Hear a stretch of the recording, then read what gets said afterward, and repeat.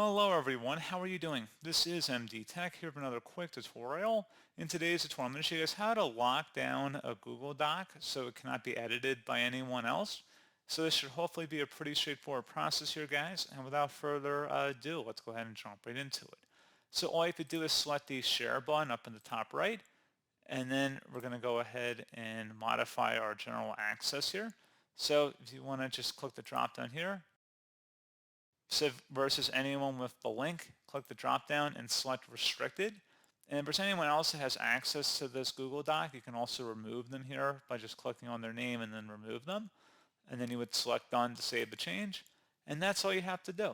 So pretty straightforward process, guys. I do hope I was able to help you out, and I do look forward to catching you all in the next tutorial.